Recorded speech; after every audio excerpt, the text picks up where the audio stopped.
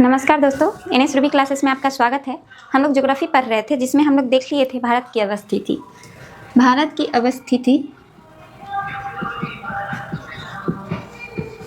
अवस्थिति हम लोग देख लिए थे।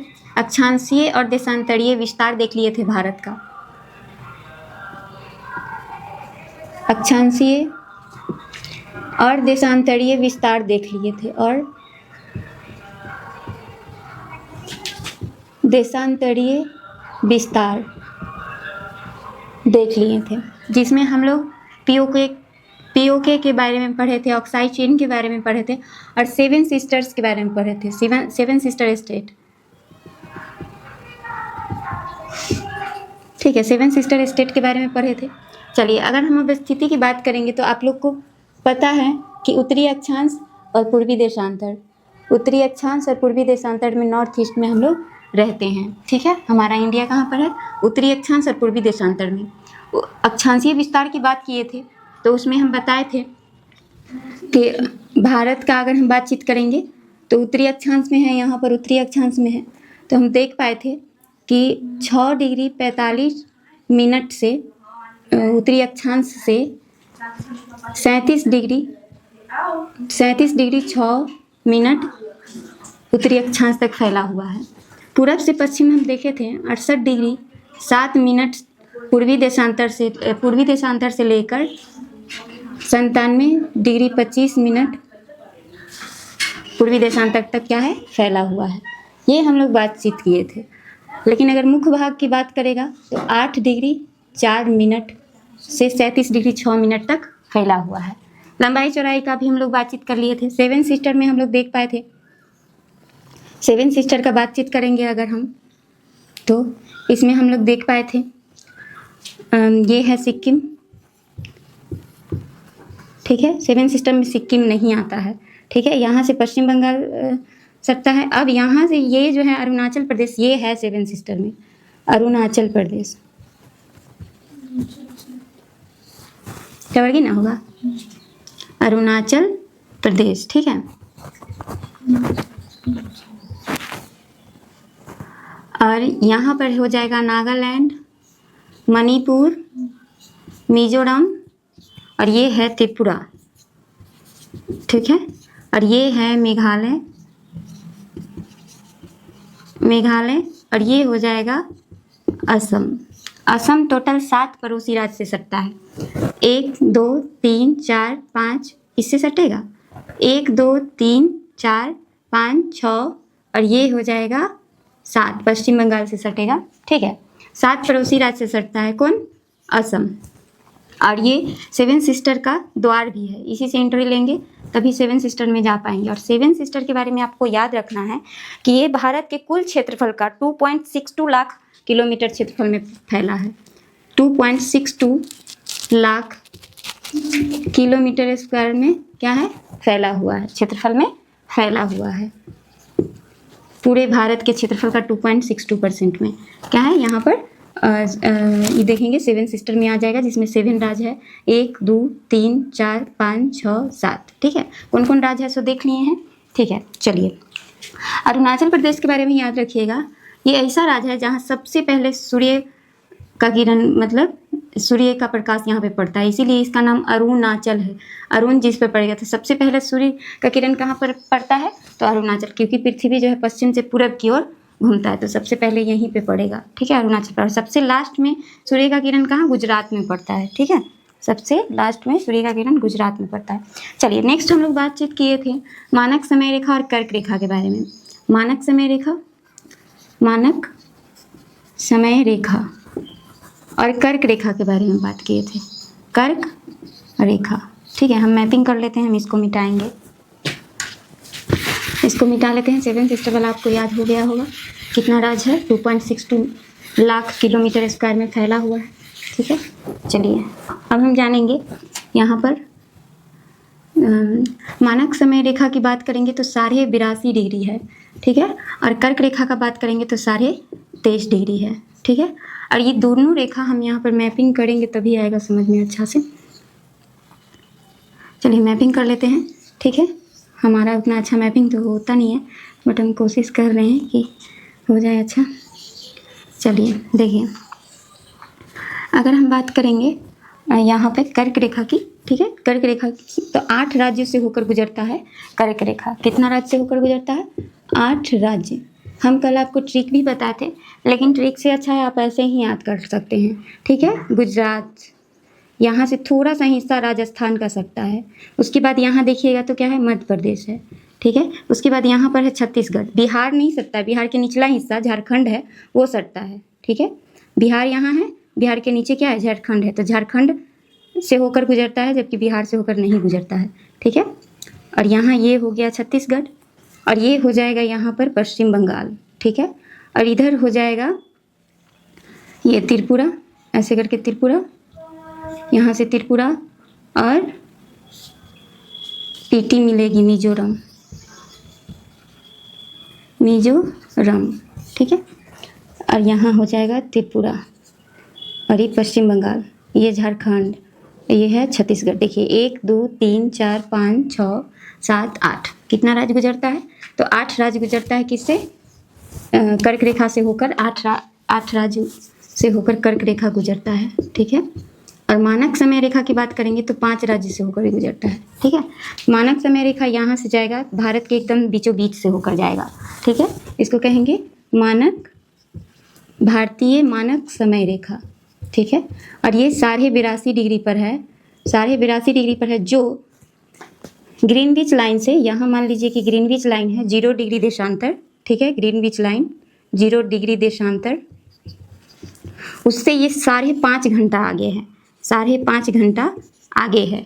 हमारा जो मानक समय रेखा है, हम लोग का जो टाइम जोन है, वो इंटरनेशनल टाइम जोन से 5.5 घंटा आगे है। और ये जो है देखेंगे तो 5 राज्य से होकर गुजरता है। आपको याद रखना है, यूपी के नैनी से होकर गुजरता है, यूपी के नैनी से होकर गुजरता है, ठीक है।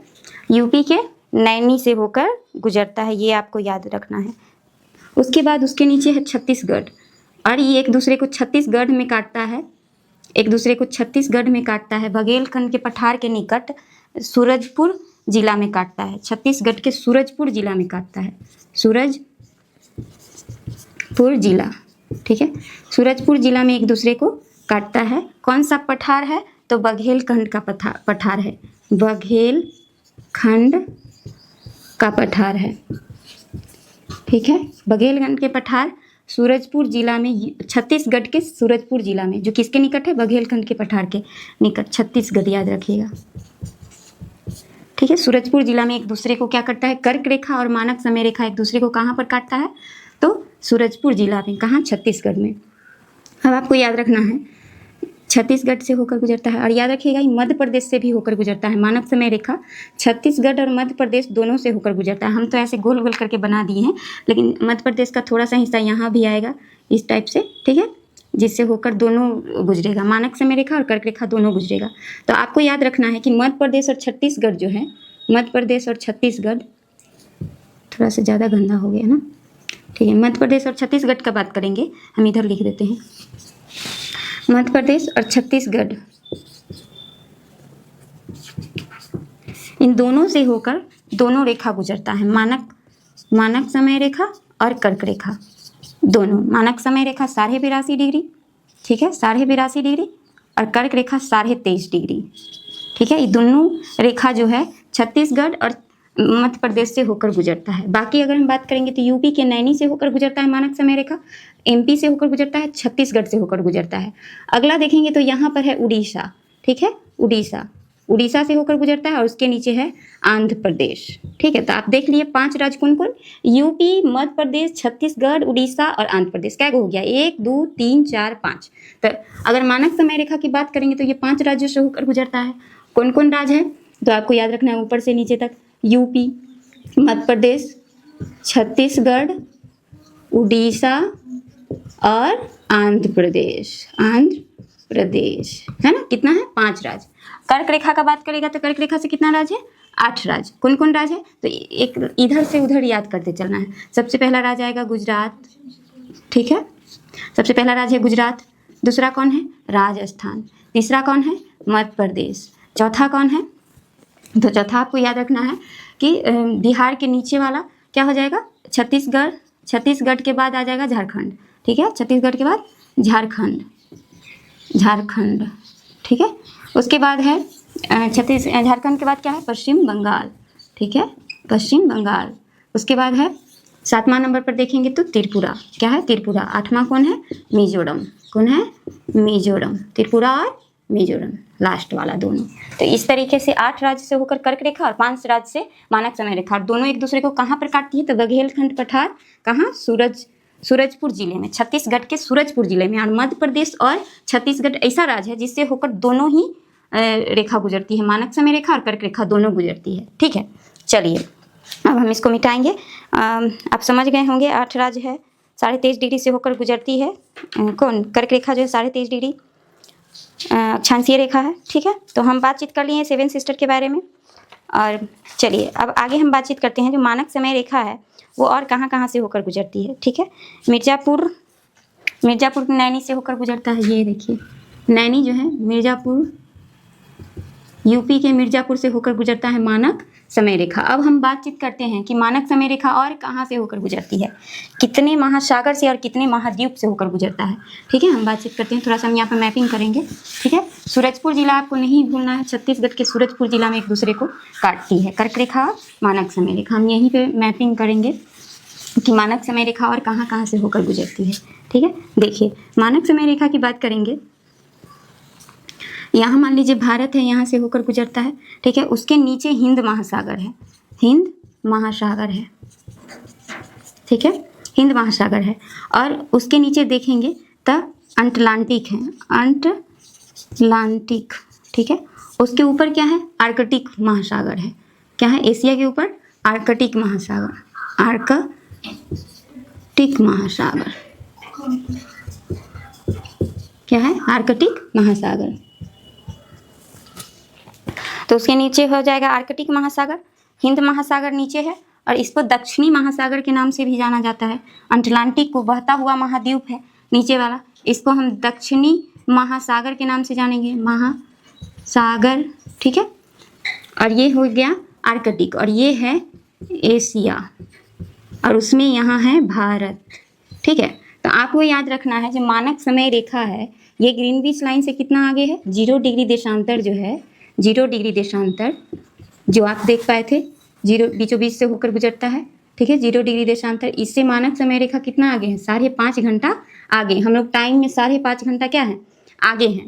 और अगर मान लीजिए इससे पीछे जाइएगा, इधर अगर हम आएंगे पश्चिम की तरफ, तो टाइम में हम घटते चलेंगे। मतलब अभी अगर 4 बज रहा है और हम पाकिस्तान की तरफ आएँ, इधर पाकिस्तान उज्बेकिस्तान इधर की तरफ आएंगे, तो हमारा टाइम क्या होगा, 4 बजे से घटता चला जाएगा। मतलब अभी अगर शाम हो गया है, थोड़ा सा और क्या हो जाएगा, वहाँ अगर इधर की तरफ जाएंगे तो अभी 3 बजेगा, लेकिन इतना जल्दी चल थोड़ी जाइएगा, ठीक है, तब तक 4 बज जाएगा जाते जाते, है ना। लेकिन हाँ, यही टाइम आपको अगर खोजना है तो आप पीछे चल जाइएगा तो मिलेगा। हम लोग टाइम में आगे चल रहे हैं। यही वजह है कि पाकिस्तान में आपको याद होगा कि हाँ, आज़ादी एक ही दिन मिला है, 15 अगस्त 1947 को हम लोग स्वतंत्रता दिवस मना रहे हैं। स्वतंत्रता दिवस जो है, स्वतंत्रता दिवस कब मनाते हैं हम लोग, 15 अगस्त को मनाते हैं ना। लेकिन पाकिस्तान जो है, पाकिस्तान वो 14 अगस्त को मनाता है, ठीक है। आपको पता है 14 अगस्त को क्यों मनाता है, टाइम जोन की वजह से, टाइम की वजह से, क्योंकि जैसे ही वो पश्चिम की तरफ आएगा तो टाइम क्या होगा, घटते चला जाएगा। अगर मान लीजिए कि उसका टाइम जोन ये है, यहाँ पर पाकिस्तान का टाइम जोन यहाँ है, अब 12 बजे का, एकदम 12 बजे आज़ादी मिला, मान लीजिए झंडा फहराया गया कि हाँ देश आज़ाद हो चुका है और पाकिस्तान क्या हो चुका है, विभाजन हो चुका है। तो 12 बजे, तो इधर अगर हम देखेंगे तो टाइम में हम सब तो थोड़ा सा आगे हैं। तो अगर मान लीजिए यहाँ पे 12 बज रहा है, तो 12 बजने से कुछ ना कुछ मिनट तो इधर कम ही होगा ना। तो यानी कि मान लीजिए 11 बज के समथिंग कुछ हो रहा है, 11:59, 56 कुछ भी हो रहा है मान लीजिए। तो इसके यहाँ तो 14 ही तारीख है ना, हमारे यहाँ ना 12 बजने की वजह से 15 तारीख हो गया, ठीक है। तो टाइम में पीछे होने के कारण इनको क्या मिला, ये 14 तारीख को ही, 14 अगस्त को क्या मनाते हैं, 14 अगस्त को स्वतंत्रता दिवस मनाते हैं, जबकि हम लोग क्या मनाते हैं, 15 अगस्त को मनाते हैं, ठीक है। तो ये रीज़न है 14 अगस्त को मनाने के पीछे का, क्योंकि टाइम में क्या है, वो पीछे है, इसलिए हम लोग 15 को मनाते हैं हर रोज, टाइम में पीछे होकर 14 को मनाएगा, ठीक है। चलिए, हमको विश्वास है आपको समझ में आया होगा, ठीक है। मानक समय रेखा की बात करेंगे तो मानक समय रेखा जो है कहाँ से गुजरता है, आर्कटिक महासागर से गुजरता है, हिंद महासागर से गुजरता है और दक्षिणी महासागर से, मतलब 3 महासागर से गुजरता है, महासागर। कौन कौन महासागर? तो आर्कटिक महासागर, आर्कटिक महासागर, ठीक है। दूसरा हो जाएगा हिंद महासागर से, हिंद महासागर से। और तीसरा हो जाएगा दक्षिणी महासागर, जिसको अटलांटिक बोलते हैं। ये द्वीप भी है, ठीक है, महाद्वीप भी है, महाद्वीप भी है और महासागर भी है, ठीक है, क्योंकि ये बर्फ से बना हुआ है और इसको चलता हुआ महाद्वीप कहा जाता है, क्योंकि ये पिघलते रहेगा, ठीक है। तो हम कहेंगे दक्षिणी महासागर, महासागर, ठीक है। तो ये 3 महासागर से होकर गुजरता है कौन? मानक समय रेखा। और 2 महाद्वीप से, एक तो हो जाएगा एशिया महाद्वीप और दूसरा अटलांटिक, ठीक है, एशिया और अटलांटिक महासागर से, ठीक है। ये 2 महाद्वीप है, सॉरी महासागर ना, द्वीप, ठीक है, महाद्वीप से होकर गुजरता है, ठीक है। तो 2 महाद्वीप और 3 महासागर से होकर गुजरता है क्या? मानक समय रेखा। आपको याद रखना है 3 महासागर से और 2 महाद्वीप, एशिया और अटलांटिक महाद्वीप से होकर गुजरता है, ठीक है। और आपको याद रखना है कि यहाँ पर हम कर्क रेखा बताए थे ना, कर्क रेखा उससे कहाँ पर एक दूसरे को काटता है? तो छत्तीसगढ़ के कहाँ पर बताए थे? छत्तीसगढ़ के कहाँ पर? सूरजपुर में, ठीक है, सूरजपुर में। कौन सा पठार बताए थे? बघेलखंड का पठार, बघेलखंड का पठार, ठीक है। कहाँ? छत्तीसगढ़ के बघेलखंड पठार के निकट है सूरजपुर। वहाँ से वहाँ एक दूसरे को काटती है और यूपी के नैनी से होकर गुजरता है, ठीक है, यूपी के नैनी से होकर गुजरता है, जिसको मिर्ज़ापुर कहेंगे, मिर्ज़ापुर से होकर गुजरता है, मिर्ज़ापुर, ठीक है, मिर्ज़ापुर से होकर गुजरता है, या कहेगा नैनी से होकर गुजरता है। और याद रखना है ये जो कर्क रेखा है उसको जो है माही नदी 2 बार काटती है। माही नदी कितना बार काटती है? 2 बार। कौन सी नदी? माही है, ठीक है, माही नदी है, ये आपको याद रखना था, ठीक है। चलिए, तो ये हो गया। नेक्स्ट हम लोग बातचीत करते हैं, कर्क रेखा हो गया, मानक समय रेखा हो गया, और प्रयागराज में आप लोग जानते हैं त्रिवेणी संगम के बारे में। क्या है त्रिवेणी संगम? ठीक है, अंतर्राष्ट्रीय मानक समय रेखा से भारतीय मानक समय रेखा कितना घंटा आगे है? तो 5.5 घंटा क्या है? आगे है, जो हम बता चुके हैं, ठीक है। तो आपको याद रखना है। और गुजरात और मध्य प्रदेश और छत्तीसगढ़ से दोनों मानक समय रेखा और कर्क रेखा दोनों गुजरता है, ठीक है, ये भी आपको याद रखना है, अच्छा से आपसे पूछा जा सकता है। और प्रयागराज में त्रिवेणी संगम के बारे में जानते हैं? त्रिवेणी संगम का मतलब क्या होता है? प्रयागराज यूपी के प्रयागराज में, यूपी के प्रयागराज, यही था इलाहाबाद, जिसका नाम बदल के प्रयागराज कर दिया गया। और यहीं पर जो है से कि त्रिवेणी बांध, त्रिवेणी संगम है, ठीक है, क्या है? त्रिवेणी संगम, ठीक है। और ये त्रिवेणी संगम क्या है? ठीक है, तो त्रिवेणी संगम जो है 3 धारा है, क्या है? त्रि का मतलब 3 और बेनी का मतलब धारा होता है, तो 3 धारा, ठीक है। अब ये 3 धारा में 3 को धारा है नहीं। देखिए आप लोग को याद होगा कि उत्तराखंड के, हम थोड़ा सा इसको मिटाएं, उत्तराखंड के गंगोत्री से क्या है? गंगा नदी निकलती है, ठीक है। गंगोत्री से क्या होता है? अगर हम बात करेंगे, थोड़ा सा ऐसे करके हम बना ले रहे हैं, ठीक है, ठीक है। चलिए, उत्तराखंड है, यहाँ से निकला, यहाँ से अलकनंदा निकलता है, अलकनंदा में आके भागीरथी आके मिल जाता है। और ये भागीरथी कहाँ से निकलता है? तो गंगोत्री से, गंगोत्री से, गंगोत्री से। और ये भागीरथी आता है और अलकनंदा में मिलने के बाद यहीं से नाम इसका क्या पड़ जाता है? गंगा। और गंगा में यहीं से यमुनेत्री निकलता है, ठीक है। और यमुना नदी आकर कहाँ पर मिलता है? जो गंगा की सबसे बड़ी सहायक नदी है वो इलाहाबाद प्रयागराज में मिलता है, प्रयागराज में, ठीक है। तो ये एक तो ये धारा आ रहा था गंगा नदी का, और एक यमुना नदी का जो इलाहाबाद में मिला। और इलाहाबाद के बाद जो यहाँ पर मिल रहा है, जो धारा बन रहा है, उसी को 3 धारा कहते हैं, ठीक है। 3 धारा का मतलब क्या? त्रिवेणी, ठीक है। और मिलने का मतलब क्या? संगम। तो इसी को क्या कहा गया? त्रिवेणी संगम। तो इसको क्या है? 2 धाराओं के समूह को क्या कहते हैं? 2 नदियों के धारा के समूह को क्या कहेंगे? संगम और त्रिवेणी संगम, ठीक है। तो प्रयागराज में त्रिवेणी संगम के बारे में समझ गए, कौन कौन 2 नदी है? गंगा और यमुना, ठीक है, गंगा और यमुना। तो ये था त्रिवेणी संगम। चलिए अब हम मिटाते हैं, हमको लगता है इस सब में हो गया है क्लियर। नेक्स्ट टॉपिक पर हम बात करेंगे, और हमको जगह चाहिए तो इसको हमको मिटाना पड़ेगा। चलिए, हाँ, तो हम क्या बात कर रहे थे? त्रिवेणी संगम के बारे में। कहाँ पर है त्रिवेणी संगम? यूपी के प्रयागराज में दो धारा, गंगा और यमुना का, दोनों का संयुक्त धारा त्रिवेणी संगम कहलाता है, जो कहाँ पर है? तो यूपी के प्रयागराज में है। ठीक है, चलिए नेक्स्ट हम बातचीत करेंगे अब तटीबंध के बारे में। ठीक है, चलिए जानिए। आप लोग को विषुवत रेखा के बारे में पता होगा कि सूर्य का प्रकाश जहाँ पर लंबवत पड़ता है ना, सूर्य का प्रकाश जहाँ लंबवत पड़ता है उसी को विषुवत रेखा कहते हैं। कौन सा रेखा कहते हैं? विषुवत रेखा। इसका इंग्लिश होता है इक्वेटर। ठीक है, विषुवत रेखा को भूमध्य रेखा भी कहा जाता है। भूमध्य रेखा, ठीक, क्या कहा जाता है? भूमध्य रेखा। और भी कोई रेखा नाम है इसका। ठीक है, 0 डिग्री अक्षांश कह सकते हैं, 0 डिग्री अक्षांश।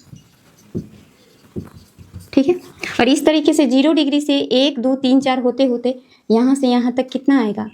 90 को खींचा जाएगा ऐसे 101 किलोमीटर के 111 किलोमीटर की दूरी पर। ठीक है, अक्षांशीय रेखा खींचा जाएगा। ये रेखा जो खींचा जा रहा है वो क्या है? अक्षांशीय रेखा है। और कितना किलोमीटर की दूरी पर खींचा जाएगा? 111 किलोमीटर की दूरी पर खींचा जाएगा। और इससे क्या पता लगेगा? तो दूरी का पता लगेगा।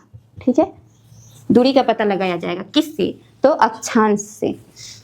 ठीक है, और इस तरीके से नीचे भी 90 को खींचा जाएगा और ये खुद 0 डिग्री आ जाएगा। तो टोटल अक्षांश की संख्या कितना हो जाएगा?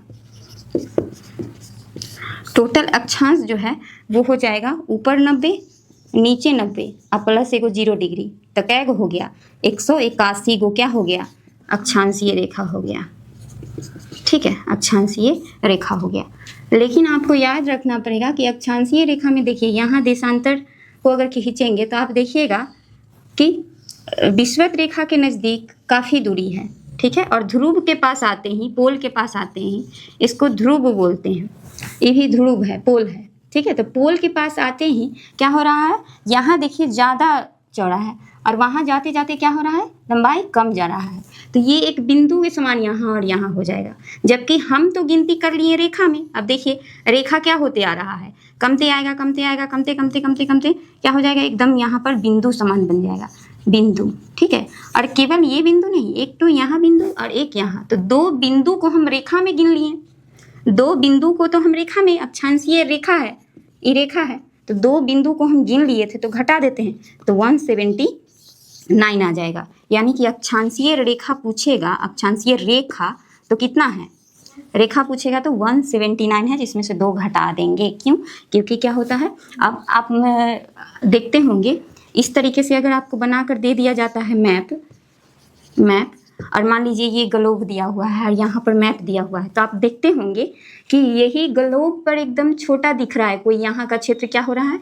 छोटा दिख रहा है। जैसे कि मान लीजिए कि कोई ग्रीनविच, ठीक है, ग्रीनविच दिखा है ना, मान लीजिए कि वो यहाँ पर इतना वो दिख रहा है, जबकि मैप पर यही इतना बड़ा दिखने लगता है। ठीक है, क्यों?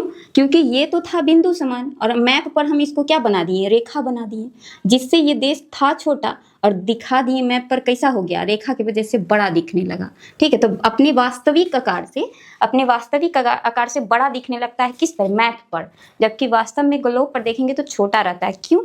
तो आप देखें ध्रुवीय देश चाहे क्षेत्र को मैप पर दर्शाते हैं तो वो बड़ा हो जाता है अपने वास्तविक आकार से। ठीक है, तो ये आपको ध्यान रखना है कि यहाँ पॉइंट और यहाँ पॉइंट रहता है। ठीक है, बिंदु समान हो जाता है। चलिए, ऐसे हमको दूसरा बात करना था। चलिए अब ये सब मिटाते हैं क्योंकि ये सब कोई मतलब का बात था नहीं। चलिए हमें दूसरा बात करना है, ये सब मिटाएंगे हम। ठीक है,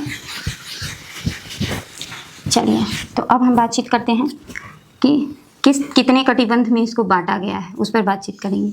ये हो गया विषुवत रेखा, 0 डिग्री से होते हुए जाएगा 111 किलोमीटर की दूरी तय करते हुए। अब देखते हैं साढ़े, यहाँ पर देखेंगे तो ऐसे करके एक रेखा जाएगा जो कि 66.5 डिग्री होगा। ठीक है, 66.5 डिग्री, और यहाँ से जाएगा ये होगा 4.5। आप ऐसा नहीं सोचिएगा कि ये ऐसा जब आप गेंद पर ऐसे करके, जब आपका गेंद है ना उस पर जब आप ऐसे करके सीधा सीधा ही चिन्ह काटिएगा ना तो वैसा दिखेगा गोल होने की वजह से। ठीक है, तो है सीधा ही, लेकिन ये क्या है?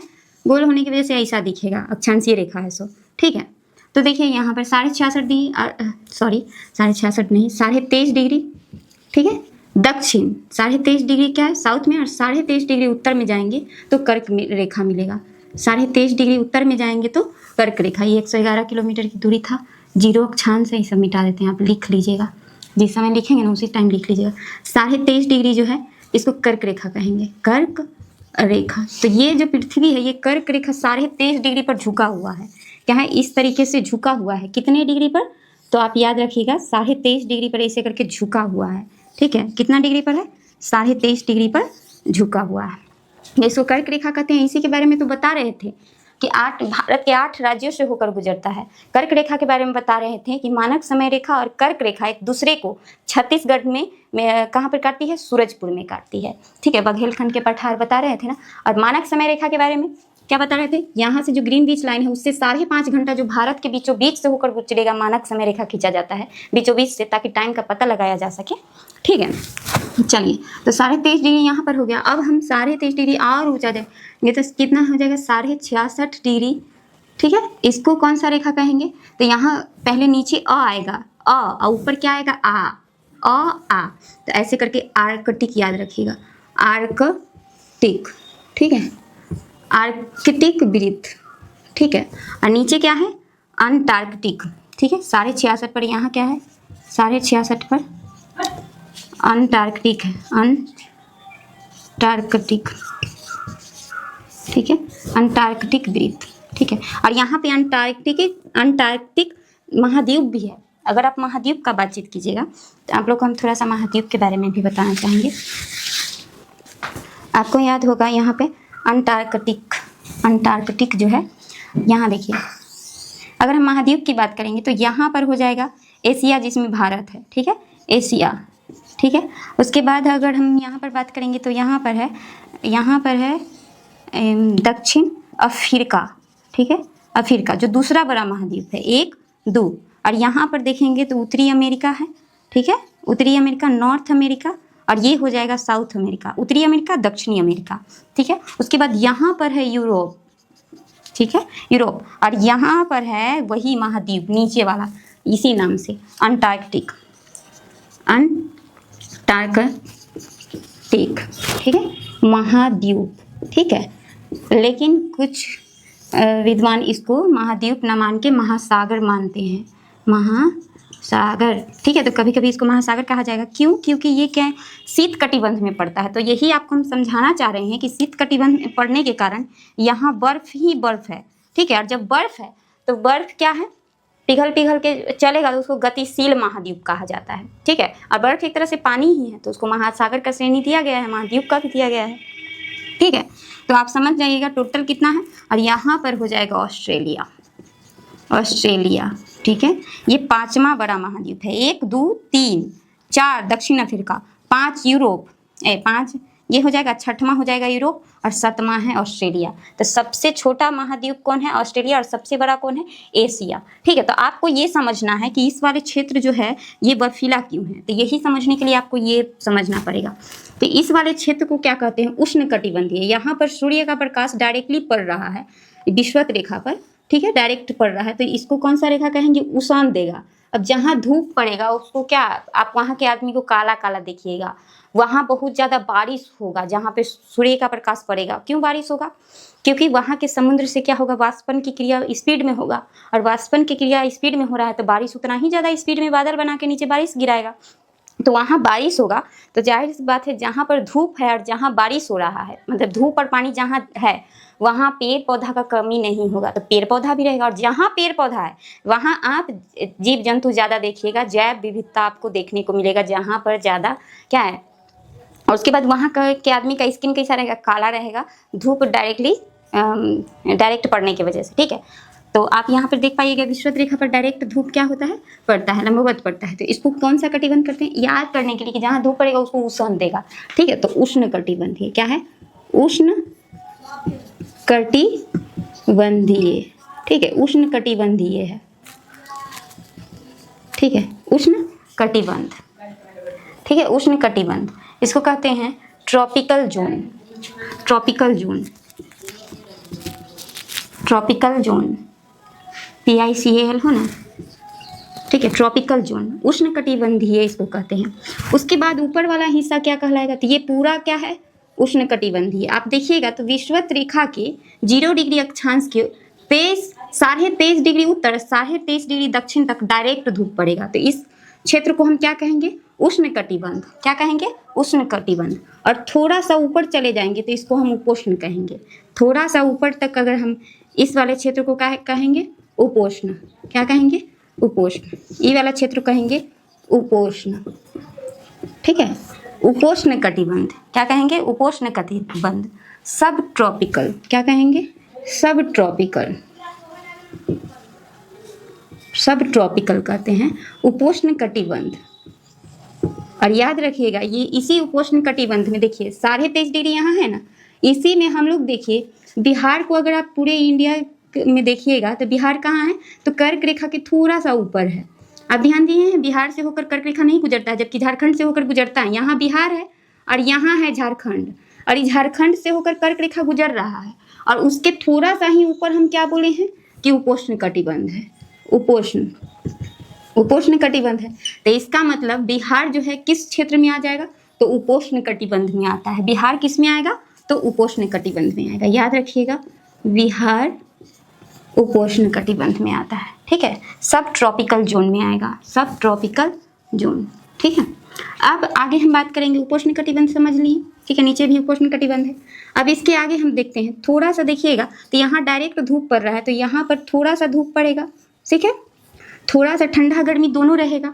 ठीक है, इसीलिए इसको शीत भी रहेगा और प्लस उष्ण भी रहेगा, मतलब गर्मी भी लगेगा ठंडा भी लगेगा, दोनों तरह का रहेगा। तो इसको कहेंगे शीतोष्ण। क्या कहेंगे, शीतोष्ण। ये वाला क्षेत्र क्या कहलाएगा, तो शीतोष्ण कहलाएगा। इसको कहते हैं टेम्परेट जोन। ठीक है, इसको क्या कहते हैं, temperate zone. Temperate zone. English में थोड़ा सा गड़बड़ी होगा, बता दीजिएगा, माफ़ कर दीजिएगा, क्योंकि हम हिंदी मीडियम के विद्यार्थी हैं। शीतोष्ण कटिबंध का बात करेंगे तो इसको क्या कहते हैं, टेम्परेट जोन। TEMPRATE। ठीक है, जोन। तो ये शीत कटिबंध में पड़ता है। हम लोग किस में है, उपोष्ण, यानी कि बिहार के ऊपर वाला हिस्सा जम्मू कश्मीर वगैरह किस में आ जाएगा, शीतोष्ण कटिबंध में आ जाएगा। और रसिया वगैरह को देखेंगे तो यहाँ आ जाएगा, शीत कटिबंध में आ जाएगा, शीत कटिबंध में। ठीक है, शीत कटिबंध में। अब यहाँ पर तो सूर्य का प्रकाश थोड़ा ही पहुँच पाएगा, ना के बराबर पहुँचेगा। ठीक है, और इसीलिए ये क्षेत्र हमेशा कैसा रहेगा, ठंडा रहेगा, क्योंकि सूर्य का प्रकाश तो यहाँ पहुँच ही नहीं पा रहा है। लेकिन जहाँ पहुँच पा रहा है, और इसको भी इसी कहेंगे, शीतोष्ण ही कहेंगे, शीतोष्ण। ठीक है, शीतोष्ण कहेंगे। और इसको क्या, शीत कटिबंध। इसी में टुंड्रा और टैगा भी आता है। ठीक है, टुंड्रा और टैगा होता है ना, टुंड्रा और टैगा। टैगा। ठीक है, ये काफ़ी ठंडा वाला क्षेत्र है। ठीक है, तो इसको कहते हैं फ्रीज्ड जोन। इसको कहते हैं फ्रीज्ड जोन। ठीक है, GED। ठीक है, फ्रीज्ड जोन। ठीक है, ठीक है, फ्रीज्ड जोन। ये शीत कटिबंध के बारे में आप जान पाए। तो आप देखिए, जहाँ पर सूर्य का प्रकाश डायरेक्टली पड़ रहा है वहाँ पर आप देख पाइएगा। तो अब हम इसको मिटाएंगे, नहीं इसको मिटाएंगे नहीं, इसमें हमको काम है। देखिए, तो सूर्य का प्रकाश क्या हो रहा है, यहाँ पर शीत कटिबंध में तो पड़ ही नहीं रहा है। तो जहाँ पे पड़ रहा है वहाँ पे वर्षा अधिक मात्रा में होगा। वहाँ पे अगर वर्षा अधिक मात्रा में हो रहा है तो पेड़ पौधा भी होगा। पेड़ पौधा, क्योंकि पेड़ पौधा को क्या चाहिए, बड़ा बड़ा वृक्ष होगा, मजबूत वृक्ष होगा, उसका पत्ता चौड़ा होगा। पत्ता कैसा होगा, चौड़ा होगा। क्यों होगा, क्योंकि पेड़ पौधा को फलने फूलने के लिए धूप और पानी चाहिए। आप प्रकाश संश्लेषण में पढ़े होंगे, धूप और पानी मिला तो पौधा अपने आप ही ग्रोथ कर जाएगा। और जहाँ पेड़ पौधा होगा वहाँ जानवर होंगे ही होंगे, मतलब जैव विविधता देखने को मिलेगा। ठीक है, और इसीलिए आप इसी क्षेत्र में तो है ब्राज़ील का जंगल, आप पढ़े होंगे, ब्राज़ील का सबसे बड़ा जंगल अमेज़न का जंगल इसी कटिबंध में पड़ता है। ठीक है, चलिए, तो आप देख पाए। और जैसे जैसे हम ऊपर की तरफ जाएंगे तो बारिश कमते जाएगा, धूप कमते जाएगा, तो पेड़ पौधा का चौड़ाई मोटाई, पत्ता का मोटाई क्या होगा, कमते चला जाएगा। यहाँ से ऊपर जाएंगे क्या होगा, कमते चला जाएगा। इसलिए तो राजस्थान वगैरह में आप देखते हैं कि ऊपर जाते जाते जाते जाते क्या हो रहा है, मट्टी की कमी आ जाएगा, मट्टी ऐसा हो जाएगा, बालू जैसा हो जाएगा, क्योंकि उसमें नमी रहेगा ही नहीं। नमी वहीं रहेगा जहाँ पानी है। ठीक है, पानी है, पेड़ पौधा वहीं पे होगा जहाँ पानी है, धूप है। तो जैसे जैसे पानी और धूप खत्म होते चला जाएगा, पत्ता का चौड़ाई खत्म होते जाएगा। उसी तरह से यहाँ देखिएगा कि कैक्टस का पौधा वहाँ पे रहेगा, राजस्थान वगैरह में पत्ता कांटा बन जाता है। क्यों? क्योंकि उसको पानी भरपूर मात्रा में नहीं मिल पा रहा है। ठीक है, तो ये था कटिबंध। बिहार के बारे में याद रखिएगा, उपोष्ण कटिबंध से होकर गुजरता है, जो आप देखे होंगे 23.5 डिग्री से 30.5 डिग्री तक का क्षेत्र है। ठीक है, बिहार का बात करेंगे तो 23.5 डिग्री कर्क रेखा है ना, उससे 30.5 डिग्री के उपोष्ण कटिबंध में पड़ता है, 30.5 डिग्री। ठीक है, नॉर्थ, तो ये है उपोष्ण कटिबंध में पड़ता है। ठीक है, सब ट्रॉपिकल जोन में पड़ता है। ठीक है, सब ट्रॉपिकल जोन में पड़ता है। तो ये हम समझाने का कोशिश किए कि कटिबंध क्या है। ठीक है, उसमें उपोष्ण कटिबंध क्या होता है, शीतोष्ण कटिबंध क्या होता है और शीत कटिबंध क्या होता है। ठीक है, अब हम पढ़ेंगे भारत की सीमाएं। ठीक है, तो हमको लगता है कि आज बहुत कम समय मिल पाया हमको। कल हम बातचीत करेंगे भारत के पड़ोसी देश के बारे में, जो पड़ोसी देश है 15,200 किलोमीटर की सीमा बनाती है, स्थलीय सीमा से हमारा देश। और उसमें देखिएगा तो 7 ऐसा देश है जो हमारा पड़ोसी सीमा लगाता है। ठीक है, जिसमें आप देख पाइए जैसे पाकिस्तान, अफगानिस्तान, चाइना, नेपाल, भूटान, म्यांमार, बांग्लादेश सबसे लंबा सीमा बनाता है। सबसे छोटा सीमा अफगानिस्तान बनाता है। जो पहले अफगानिस्तान था उसका जो रेखा देखिएगा, कौन कौन सा रेखा, जैसे रेड क्लिफ रेखा, डुरंड रेखा, मैकमोहन रेखा, किसके किसके बीच खींचा गया। जैसे डुरंड रेखा आप देख पाइएगा तो डुरंड रेखा अफगानिस्तान और भारत के बीच पहले था, लेकिन अब पाकिस्तान और अफगानिस्तान के बीच है डुरंड रेखा। तो आपको ये थोड़ा सा समझना पड़ेगा कि ये रेखा उसके बीच क्यों है, पहले भारत के बीच क्यों था। ठीक है, तो हम कल के क्लास में कोशिश करेंगे अच्छा से समझाने का। अगर आपको मेरा क्लास अच्छा लगता होगा तो प्लीज़ आप कमेंट करके बताइएगा कैसा लगता है मेरा क्लास और क्या कमी रह जाता है क्लास में, वो बताने का कोशिश कीजिएगा। Thank you.